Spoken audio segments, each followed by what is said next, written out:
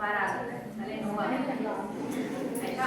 ಇನ್ನ ಮಕ್ಕಳ ಸಹಾಯವಾಣಿ ಅಂತಿದೆ, ಉಚಿತ ಮಕ್ಕಳ ಸಹಾಯವಾಣಿ 1098 ಈ ನಂಬರ್ನ ನೀವು ನಿಮ್ಮ ಮನೆಯ ಪಕ್ಕದಲ್ಲಿರೋರು, ಯಾರಾದ್ರೂ ಮಕ್ಕಳು ತೊಂದರೆಯಲ್ಲಿರೋರು ಕಂಡು ಬಂದಲ್ಲಿ ಇದನ್ನ ಯೂಸ್ ಮಾಡ್ಕೊಳಕ್ ಹೇಳ್ಬೇಕು.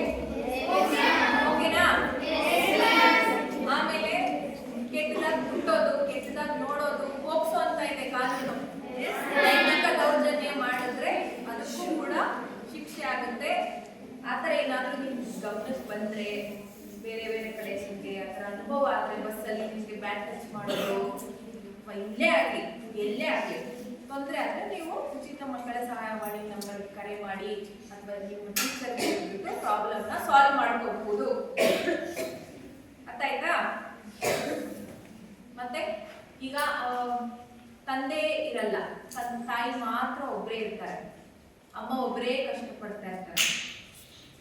ಸೊ ತಂದೆ ಇಲ್ಲದ ಮಕ್ಕಳಿಗೆ ನಾವು ತಿಂಗಳಿಗೆ 4,000 ಕೊಡ್ತೀವಿ. ಯಾರಾದರೂ ಆ ಥರ ಮಕ್ಕಳು ಇದ್ರೆ, ತುಂಬಾ ಕಡು ಬಡತನದಲ್ಲಿದ್ರೆ, ತುಂಬಾ ಕಷ್ಟದಲ್ಲಿರೋ ಮಕ್ಕಳು ನಿಮ್ಗೆ ಗೊತ್ತಿರೋರಿದ್ರೆ, ನಿಮ್ಮ ಅಕ್ಕಪಕ್ಕ ಮನೆಯವರು, ನಿಮ್ಮ ರಿಲೇಟಿವ್ಸ್ ಅಲ್ಲಿ ಇದ್ರೆ ಅಥವಾ ಇಲ್ಲೇ ಇದ್ರೆ ದಯವಿಟ್ಟು ನಮ್ಮ ಆಫೀಸ್ ಬಂದು ಅರ್ಜಿ ಕೊಡ್ತೀವಿ. ಅರ್ಥ ಆಯ್ತಾ?